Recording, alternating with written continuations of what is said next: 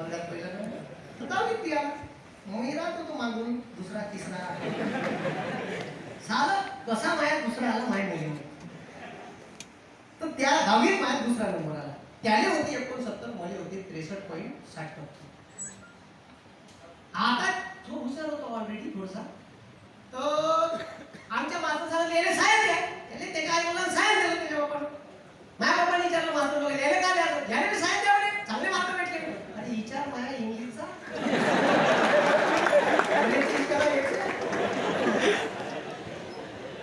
माझ्या बापापाशी two wheeler दिली होती. मला एसटी महामंडळाच्या लालपरीला न्यायचा वर्धेच्या बसस्टँडवर उतरलं का बाजूला श्रीकृष्ण सायकल स्टोअर्स आहे. ठीक आहे, आता बंद झालं का नाही तर माहित नाही. श्रीकृष्ण सायकल स्टोअर्स आहे. तिची कॅरियरची सायकल भाड्यानं काढायचा माझ्या बाप म्हणजे कॅरियरवर बसवायचा. आणि J B science college new English school तिथं 11वी 12वी होतं तर तिचा फॉर्म घ्यायचा माझ्या बाप. माझ्या बापाला इंग्लिश समजायची, माझ्या विषयच नव्हता. माझ्या बापाला इंग्लिश समजायची नाही, फॉर्म इंग्लिश होती आणि माझ्या विषयच नव्हता इंग्लिशचा.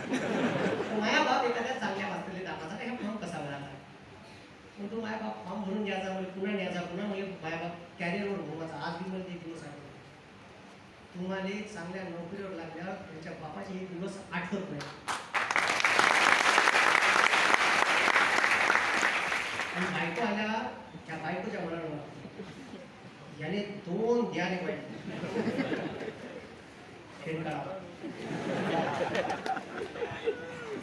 म्हणजे तुमच्या बापानं तुला इथपर्यंत आणलं, त्या बापाने विसरून व्हायला तुम्ही लाज रे जराशी.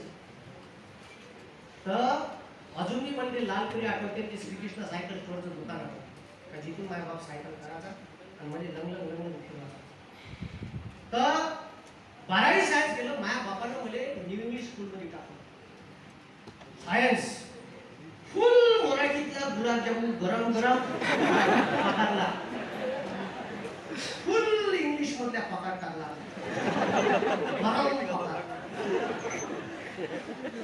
माया आणि इतकी बया भाषा. सायन्सने गेलो, हा शब्द याचे फ्युजन फ्युजन कॉन्सन्ट्रेशन याच्या साला ते इंग्लिश अशी बया भाषा आहे का तिथं TION म्हणजे शन, SION म्हणजे शन आणि डबल SION म्हणजे मी शन होते.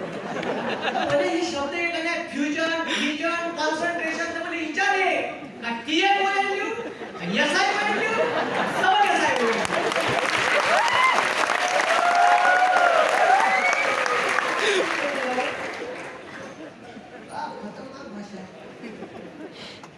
बरं आज मी तसंच आहे, तरी बयान कुठे इंग्लिशचे क्लास माझ्याकडे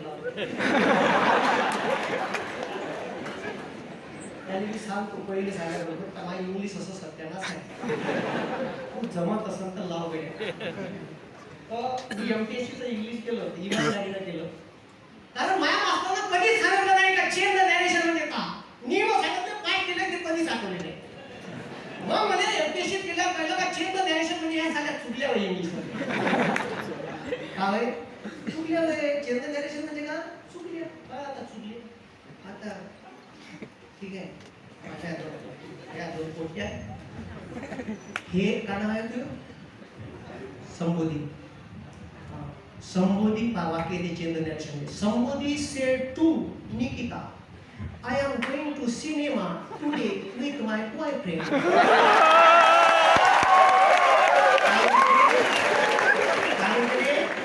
संबोधी said to Nikita. मग तिच्या कोणचं वाक्य double inverted I am going to cinema today with my boyfriend. मग आता हे मी ऐकलं कोण तिचं म्हणणं मी ऐकलं आणि मी माझ्या सत्यात सांगतो अरे संबोधी अशी म्हणे कोणाले निकिताले हे आज तिच्या बॉयफ्रेंडले घेऊन पिक्चरले जाणार. हे काय हे तिनं तिले म्हणलं ते डायरेक्ट स्पीच. मी याने सांगत आहे डायरेक्ट स्पीच.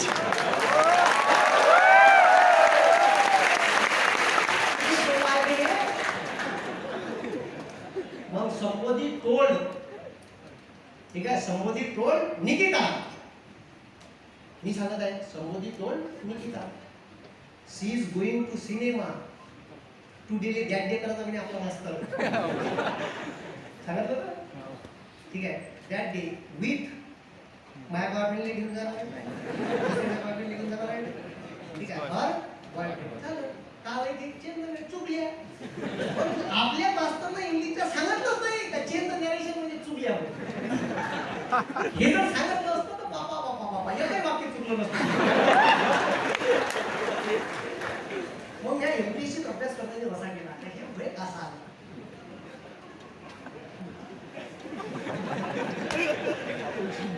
शोध लावले त्याच्या शोध म्हणजे तर PhD नागपूर युनिव्हर्सिटी याच्यात द्यायला पाहिजे. का बराय वाचतो तर नवीन नवीन शोध लावले. शोधच आहे भाऊ का चुकल्या पाहिजे सांगा तुम्ही पोट्टेले त्याची वाक्य चुकत नाही चुकल्या पाहिजे. पण त्याने कधी सांगितलंच अभ्यास आनंद म्हणून करा आहेच म्हणून नाही. म्हणून आपले पोट्टे कुठं गेले पाहिजे हे सगळ्यात पहिले लक्षात घ्या.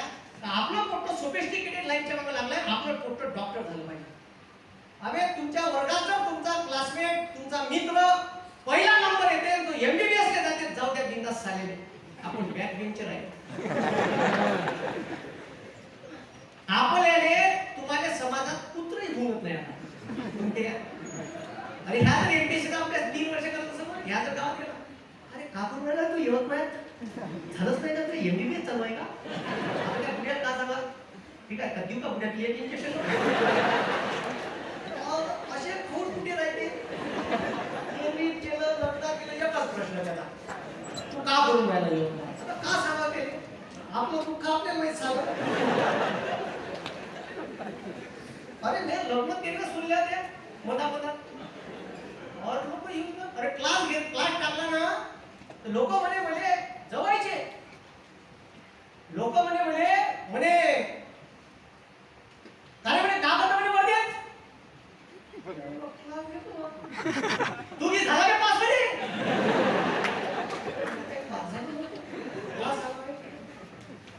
तर तुम्हाला सांगतो तू नाही झाला म्हणे तू का शिकवतोय म्हणून पोट केली. आता भाऊ आपली पडती बाजू होती हा म्हणणार आहे का भांडत थोडी बसणार आहे बा बुकच्या मागा घेतली ठीक आहे. आता तो माझा शास्त्र आहे.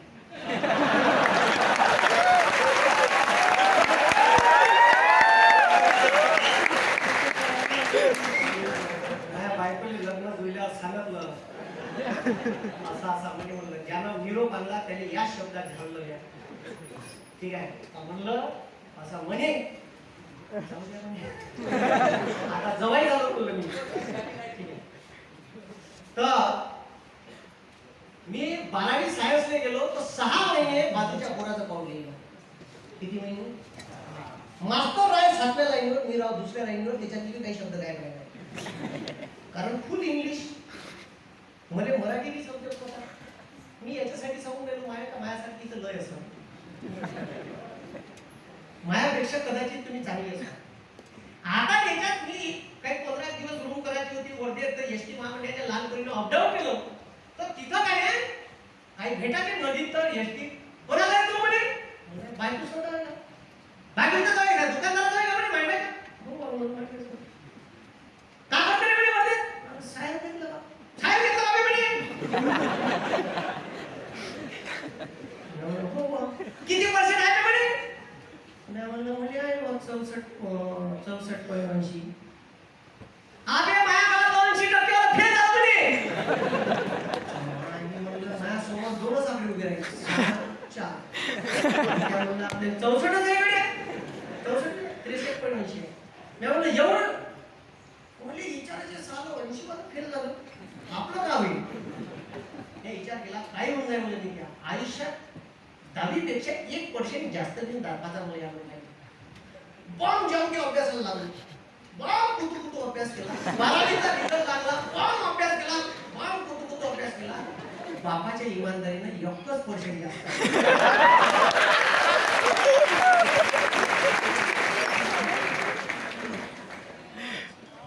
63.80 आहे 12वी 64.63% मार्क आहे. माझी म्हणलं भेटायचा होता ते म्हणजे मग BSc केलं BSc 4 वेळा फेल झालं आता झालं तो माझ्या जिम गिम लावला घरी किराणा दुकान आणलं तर त्या किराणा दुकानातला मस्त माल आणायचो एक नंबर भाज्या बनवायचो मसाला भेंडी मसाला भात सकाळी जिम मारला का मस्त स्वयंपाक बनवायचा खातं टळलं झोपाचं 3:30 प्रॅक्टिकलले जात नाही 5:30 पर्यंत प्रॅक्टिकल करायचं कॉलेजला वापस यायचं माझ्या निवाड पडणारच होता तर बीएससी लगातार 4 वेळा ते माझ्या बापाने भोगटी वेळेला भंडारी वावर आहे आणि ते दुकान आहे चांगला माझ्या बापाला 5 वर्ष दाबला म्हणजे वावरा किती वर्ष 5 वर्ष चांगला दाबला सुस्तीत नाही इथून परीक्षा द्यायची म्हणजे तिथून परीक्षा दिली बा तिथून का अभ्यास होणार आहे 3 वेळ निघालो नाही मग चौथ्यांदा मग म्हणजे रूम कर म्हणे आता एक निवड नाही करून राहिला त्याच्यात रूम केली चौथ्यांदा मी खेळलो आता माझ्याकडे बरोबर मग तेव्हा कुठं माझ्या निवड केला 2005 ले पासआउट माझ्या वेळेला 2007 ले पासआउट झालो मग पुन्हा 5 वर्ष शेती आता 17चा बगीचा गिगीचा आता 1.5-2 लाखाचा तवा बगीचा साऱ्या कोणाच्या बाबाला एक आपण टाकलं कलेक्टर पेक्षा कमी आहे का 60-70 मध्ये सोयाबीन मारतो 2005 पासून शेती केली आणि 2009 ले 2 वर्ष 9 ऑइल सोयाबीनचे तारीख भरायच्या टायमालेच पाणी गेला ह्या सोयाबीन एवढा हे स्प्रिंकलरचे पाईप अशी टाकायला लागले सोयाबीनच्या गुणावरची लाट टाकायला लागली आणि त्याच्यात जर एखादा निघाला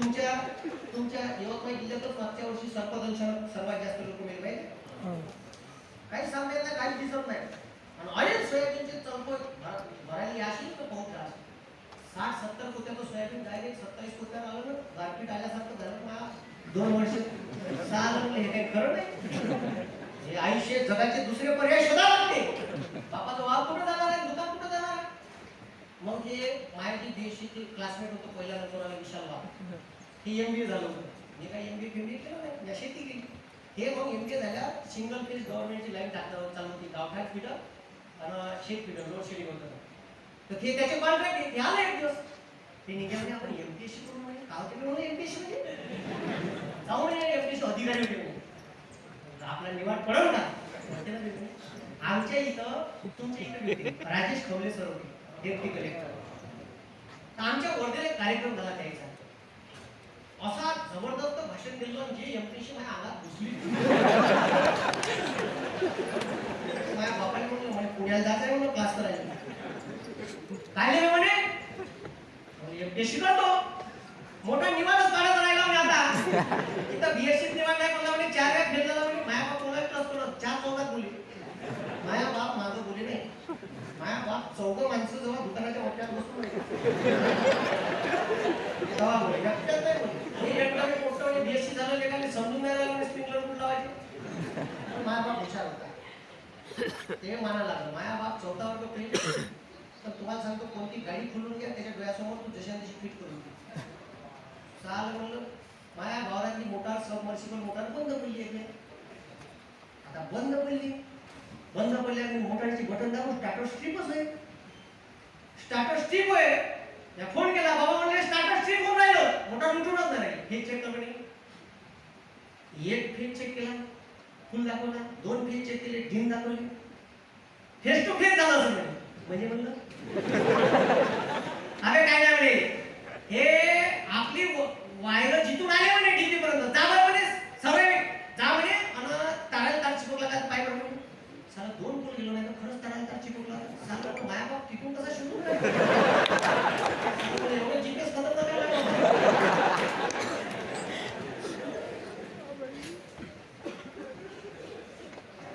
माया बाप लाईन मेनले फोन नाही तिथं रजिस्टरवर लिहून ठेवलं का 3 दिवसांनी तो पण पाहिलंच नाही माझ्या बापाचा सुख होता भिवळ खाली दोघांची वावर लागून याच्यापाशी खिराट्या सगळं हे का करे जिपी त्या ग्रीपा काढी ग्रीपा तिथं नाही गेले झोऱ्यात आले काम आहे दुसरा आला गेलेला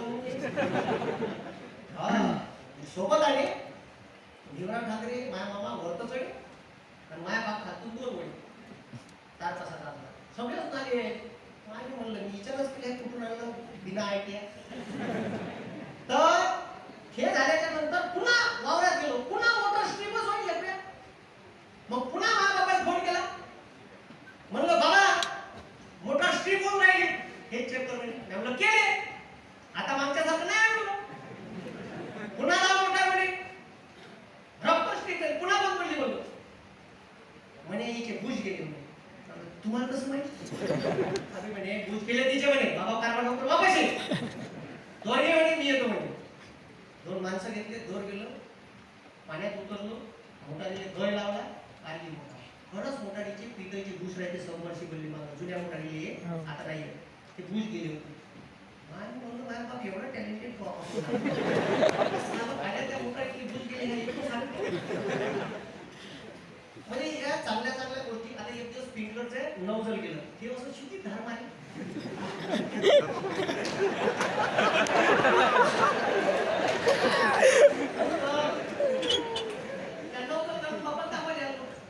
मी पाना लावच लावून निघेच नाही मग ताकद लागली धोका करायला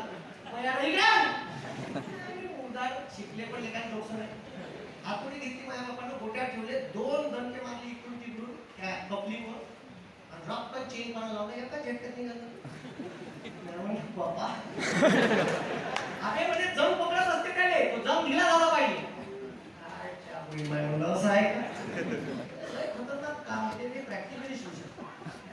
तर तुम्ही तुमच्या पोराले काय द्यायला पाहिजे? तुम्ही तुमच्या पोराले जर असं वाटते का तुम्हाला तुमच्या समाजाला न्याय द्यायचा आहे, जर तुमचा मित्र डॉक्टर झाला, MBBS एवढी झाला आणि तुमचं ध्यान वाला फक्त नापास वाला फक्त जर SDO झालं ना, SDO MPSCच्या परीक्षेतून तुमच्या गावात जेव्हा कार्यक्रम नाही, जिल्ह्यात जेव्हा कार्यक्रम नाही, तर SDO कलेक्टर ह्या इथं असते शीटवर आणि डॉक्टर इथं असते.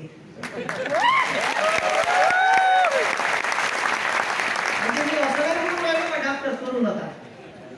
सोफिस्टिकेटेड प्रोफेशनल लाईफ पाहिजे. नो राजकारण जाती प्रमाणे. समाजात राहायचं आहे, समाजाला न्याय द्यायचा आहे तर तुम्ही MPSCच्या UPSCच्या परीक्षा पास करा, क्रॅक करा. तुम्हाला प्रपंच चालून तुम्हाला समाजाला न्याय देता येईल. तुम्ही काय इंटरव्ह्यू मध्ये गेले तिथं म्हणलं कशासाठी आले इथं, तुम्ही का सांगितलं समाजसेवा, तर डायरेक्ट इंटरव्ह्यू वाले म्हणते 50,000 जा इथं काय करणार मला. हो डायरेक्ट मध्ये ते सरळ सांगायचं मला क्रेज आहे, ठीक आहे, मला अधिकारी व्हायचा आहे, मला प्रपंच चालून समाजाला न्याय द्यायचा आहे म्हणून मी येतो इथं आलो, संपला विषय. त्याला स्ट्रेट फॉरवर्ड उत्तर पाहिजे, असे चिकणे चोपडे उत्तर नाही पाहिजे. तुम्ही का म्हणून समाजसेवा करायची ते डायरेक्टच म्हणते तुम्हाला जे आहे ते खरं सांगा, खोटं नाही सांगा. मग आता आपले पोरं तिथं गेले पाहिजे, आपल्या समाजाने तिथं गेल्यावर न्याय कसा देता येते लक्ष द्या. आता एखाद्या मोठ्याकडून पण राजकारण जात आहे, त्याचा बाप पुढवते त्या थोड्याने. आम्ही आपलं क्षेत्र आहे का, व्यवसाय पैसे आहे का, चालला तिथं राजकारणात पण झालं ना तुले. आता मी असा फिरतो, मी असे बघतोय करतो, माझ्या बापाला काही वाटते तर काय झालं कुठे एवढं तुम्हाला ते एकटं शेव आहे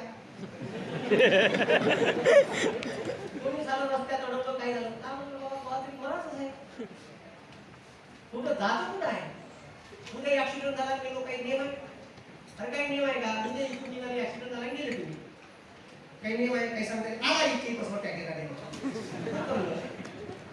सांगता येत नाही आयुष्यात. त्याच्यामुळे आयुष्याचा विचार नाही करायचा, हे का वाचत ते मी. पण आता तुम्ही तुमचे पोरं जर तुम्हाला तुमच्या समाजाला न्याय द्यायचा आहे तर तुमचे मोठे राजकारणात पाठवा, इथून आमदार खासदार झालेलं मोठं भविष्यात मंत्री होईल. आणि जर मंत्री झालं तर त्याच्या हातात राहते कायदा बनवायचा कसा, तो सांगते IAS अधिकाऱ्याला अशा अशा शिफारशी टाक, पॉलिसी मेकिंगमध्ये जा म्हणून डॉक्टर बाबासाहेब आंबेडकर म्हणते का, ठीक आहे, डॉक्टर बाबासाहेब आंबेडकर म्हणते का शासन करती जमात बना. आणि जर शासन करती जमात बनायचं आहे तर शासन करती जमात बनायचे 2 रस्ते आहेत. एक राजकारण, पहिला रस्ता तुमच्या कुठल्याही राजकारणात जात असेल तर पाठवाचं बिनधास्त, कारण तुमचं फोटो OBCचं SC STचं तिथं गेलं तर जेव्हा यायचे कायदे बनाल तेव्हा एक ठामपणे सांगेल का माझ्या समाजाला न्याय भेटला पाहिजे, ली त्याच्यामध्ये शिफारशी. दुसरं क्षेत्र आहे UPSCची परीक्षा, कलेक्टर बनवा आपल्या मोठ्याले. जर हे मोठं कलेक्टर बनले UPSCच्या परीक्षेतून तर हे मोठं कलेक्टर झाल्यावर सगळ्यात पहिले आले प्रोबेशनरी पिरियड म्हणून जिल्हा परिषदचं CO पद देते. इथून ते कलेक्टर होते 5-7 वर्षात. कलेक्टर झालं का मग त्याने विभागीय आयुक्त करते, विभागीय आयुक्त झालं का तिथं फिरलं 10 वर्ष का ते जाते कॅबिनेट सेक्रेटरी महाराष्ट्र राज्य. आणि इथून कॅबिनेट सेक्रेटरी होऊन त्याने उचलते केंद्रीय कॅबिनेट सेक्रेटरी. अशी प्रोसेस आहे त्याची. मग आता केंद्रात कायदा व्हायचा आहे, राज्यात कायदा व्हायचा आहे. जर आपलं OBCचं SC STचं पोट जर तिथं राहिलं ना तर त्याने वाटलं का आपल्या समाजाला आता पण अन्याय झाला पाहिजे.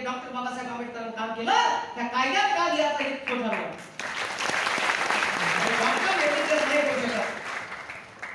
ते इथून गेलेले पोट्टे करू शकते. म्हणून आपले पोट्टे UPSC लागले पाहिजे. याले म्हणते पॉलिसी मेकिंग. आपले पोट्टे पॉलिसी मेकिंग मध्ये असले पाहिजे. समजलं का? सर तिसरं क्षेत्र कोणतं? आपल्याला का इथं SP ले सुट्टी टाकायची असेल तर कलेक्टरले अर्ज लिहायला लागते म्हणलं. का रे कलेक्टरले का पाव नाही तर तुम्ही पाहिलं सर कोरोनात एक ऑर्डर आला शेटर खालतं बंद शेटर खालतं एक ऑर्डर आला फक्त भाजीपाल्याचे उघडे एक ऑर्डर आला भाजीपाल्याचे बंद होय का रे? कोणाच्या सहीचं लेटर आहे? बंदा जिल्हा आहे बंदा जिल्हा बंदी जमीन त्याच्या नावाची राहिली तुमची सोडून मग आपला आपला माणूस तिथं गेला पाहिजे तो न्याय देऊ शकाल. सर तिसरं क्षेत्र कोणतं जी तर जिथं आपले पोट्टेच नाही का आपले पोट्टे LLB करायला लावा. MPSC ची ज्युनियर मॅजिस्ट्रेटची परीक्षा असते द्या लावा. जिल्हा न्यायालयात न्यायाधीश व्हायला लावा. आपलं पोट्ट LLB झालं त्याला परीक्षा द्यायला लावा हायकोर्टाच्या वकिलाची. आपलं मोठं हायकोर्टात वकील झालं पाहिजे 10 वर्षाचा तिथं अनुभव असेल तर त्याला न्यायाधीश बनवतेस हायकोर्टात. काऊन तर एक का अधिकार आहे न्यायाधीशाले एखाद्या केस मध्ये SP ले बोलत नाही जिल्ह्याच्या डायरेक्ट आदेश फाईल करते उद्या कोर्टात हजर राहा. SP येते टोपी उतरवते पब्लिक धरते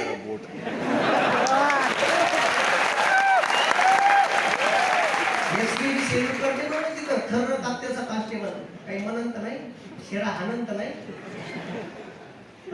डायरेक्ट विचारते हे कलमा कशाला आवडी का तुम्ही पेन घोटाचा अधिकार दिला म्हणून काही घुसळायचं का? म्हणून आपलं फक्त न्यायाधीशपदी गेलं पाहिजे. किती ओबीसीचे न्यायाधीश आहे सुप्रीम कोर्टात SC ST चे आहे किती हायकोर्टात आहे?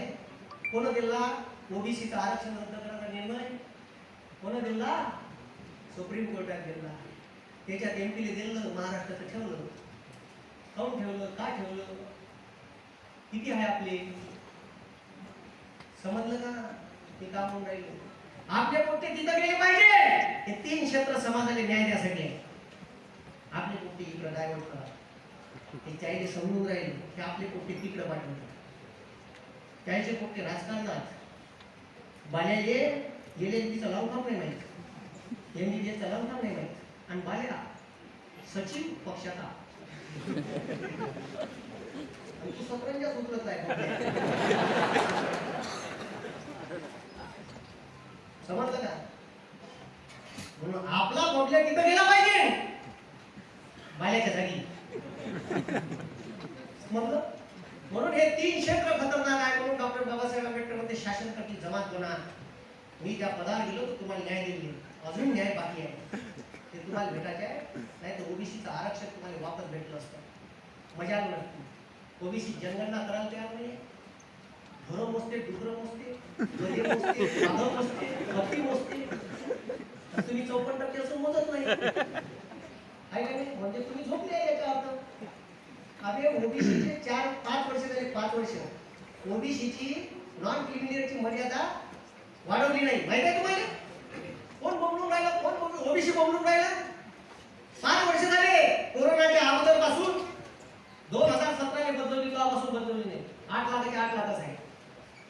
कितीतरी पोरांचं नुकसान होऊन राहिलं. 1.5 लाख रुपये फी भरायला लागून राहिली. नॉन क्रिमिनलची मर्यादा वाढवली नाही. कोण बोलून राहिलं? कोणी बोलणार? बोमला जेव्हा बोमला तेव्हा हे झाली नाही. त्याने विचारा उत्तर जाऊ करत तुम्ही उत्तर विचारला आणि पाठलाग करा त्याला आमदारराव खासदार त्याच्या उन्हाळ्यात जायचं 8 दिवसात राक्षस झालं वाटतं त्याचं काहीतरी करा. मी का करतो फॉलो घेत असतो. कोणत्याही कामाचा फॉलो तिथं लेटर टाकलं का त्याच्यावर मॅडम ते काम झालं नाही करायचं करतो तुमचं काम काय केलं होतं पुन्हा 8 दिवसाला काय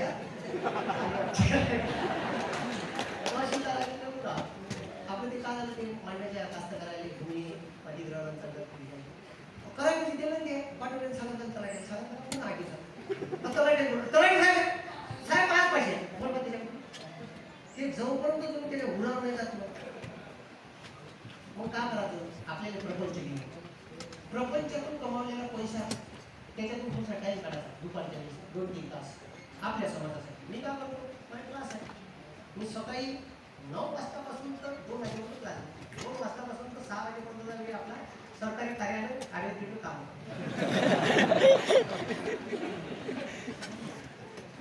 आणि 6 वाजता घरी आलो. 6-6:30 पावणे 7 वाजता आलो, भडकन आलो, केली बायको नाश्ता रेडी ठेवतो नाही ती बाई ना काही त्याला सवय असते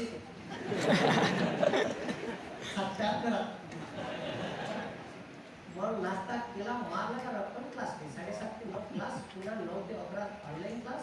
11 वाजता घरी येतो, 11 जेवलो का 2 वाजेपर्यंत पुस्तकाला काय करतो, 2 वाजता झोपलो का सकाळी पुन्हा 8 वाजता उठलो का क्लास. शेड्यूल बिझी काहीच. पण माणसाला काम असलं तर काही वाटत नाही. तुम्ही झोपता किती 11 वाजता, उठता किती 8 वाजता. माझी झोप होईल एवढा झोपतो 6 तास 7 तास नाही. मग कवा खूप थकल्यासारखं वाटते तर मग एका दिवशी 2 तास झोपून घ्या. पण हे शरीराला सवय पाहिजे,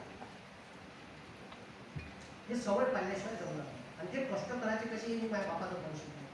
माझ्या बाप रात्री 2-2 वाजेपर्यंत एखाद्याने तर त्याला घेतलं का हे आज झालंच पाहिजे नाही थ्रेशर दुरुस्त तो रात्री 2 वाजेपर्यंत मी माझ्या बाप काम करतो. सकाळी उठून दुकानात म्हणून ते आपल्या पोरात बी उतरते आपली. म्हणून बराच वेळ घेतला, 2-2.5 तास झाले असं. 2.5 तास झाले. ठीक आहे, आपल्यापाशी बोलण्याला एक लय आहे. बाहेर मराठी व्याकरणाची जास्त पुस्तक आहे. आपलं बुलेट चालू घडामोडी पुस्तक आलं आहे. हे 300 रुपयाचं पुस्तक आहे. ठीक आहे, किती रुपयाचं? चालू घडामोडीचं करंटचं. तुमच्या पोराचे किंवा जे कुठे स्पर्धा परीक्षेचे अभ्यासक आहे तर यवतमाळमध्ये मी कुठंच टाकलं नाही, काही माहीत नाही. बुक डेपोवाल्याचे व्यवहार काही चांगले राहत नाही. म्हणजे खूप चांगला अनुभव आला. मी लय ठिकाणी अनुभव घेतलेला आहे. खूप बेकार वाईट अनुभव आले पुस्तकाचे. आता म्हणजे हे छापावर फोन करते का बऱ्याचशा तुमचं पुस्तक टाकलं. हे म्हणजे काय तरी माहिती आहे का, हे पुस्तक जेव्हा मी घेऊन गेलो तर 700 कॉपी घ्यायच्या नाही. अनसेल म्हणजे हे पुस्तक खपलं तर करायची पैसे नाही खपलं तुम्ही वापस देणार. आणि मी रद्दी तिघासमोर. कारण याची डेडलाईन 6 महिने, या पुस्तकाची डेडलाईन किती 6 महिने 8 महिने. याच्यावर हे पुस्तक चालत नाही कारण चालू घडामोडीचं आहे. तो म्हणजे 6 महिन्यात फोन करायचा करायची 745 पुस्तक गेले, बाकीचे 660 पुस्तकं वापस नाही. हो 1.5 लाख रुपयाचे पुस्तक नाही रद्दी केली. आता जेव्हा तू फोन करते ना चोट्या पहिले पैसे टाक पुस्तक पाहिजे ना तुला. मी लायब्ररीत गेलो, पुस्तक दाखवलं औरंगाबादच्या, म्हणजे हाकललं अक्षरशः. मला 2 शब्द बोलायचे होते. म्हटलं याच्यातून 13 ते 14 प्रश्न परीक्षेतील नाही आले तर नेक्स्ट टेन्शन घ्यायची नाही. एवढंच बोल दे मला, नाही बोलू दे. पुण्यातल्या क्लासमध्ये हॉकरनं मध्ये आता मला बोलावते लेक्चर घ्यायला. त्याला सांगतो 2 लाख 3 लाख त्या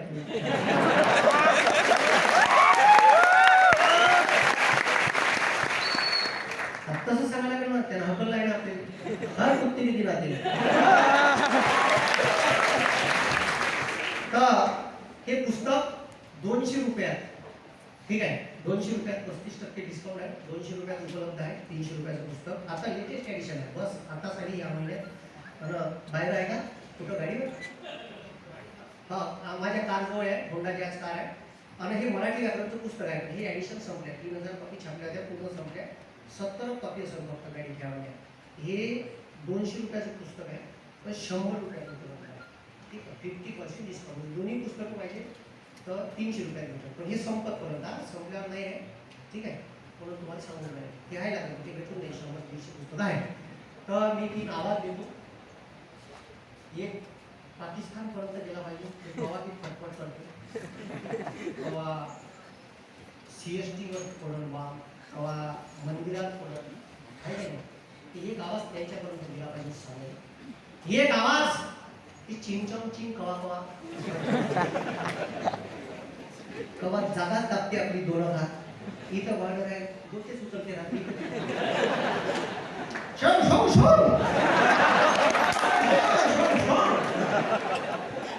डायरेक्ट बॉर्डर नाही, ओपन बॉर्डर आहे. रात्री मोठी उचलते 2 हात जागा दाबते आपली. त्याच्यासाठी भांडण बंदुकीची गुळी चालवता येत नाही तर गच्चे धरून खुशाला हाणा लागते. हो तसंच आहे. बंदूक नाही घालता येत कारण शस्त्रबंदीचा करार आहे चायनासोबत. गुळी नाही घालता येत. तेव्हा मागं खुशी झाली होती, नदीत पडली होती आहे का नाही. तर ती त्याच्याच चालवली. ते 2 हात जागा दाबून 2 हात नदीच्या पलीकडे कुठे ठेवले ते साहेब तुम्ही धन्य आहे, त्यांच्यापर्यंत गेलं पाहिजे. ह्या मोठीच्या काळात कोणी नेपाळी धमकी देऊन जाते आपल्याला. तेव्हा मागे एक गुळी घडली, 2 पोलिसवाले मिळून आपले नेपाळी नव्हते. म्हणजे आजपर्यंत आपण नेपाळी रोटी बिटीचा व्यवहार आहे, नेपाळ सोबत पेट्रोल डिझेल देतो, पण ते बी आपल्या धमकी देऊन चालणार. सांगा किती खतरनाक पंतप्रधान आहे. मग आणि एक आवाज तुमच्या आत्म्यापर्यंत गेला पाहिजे. बोला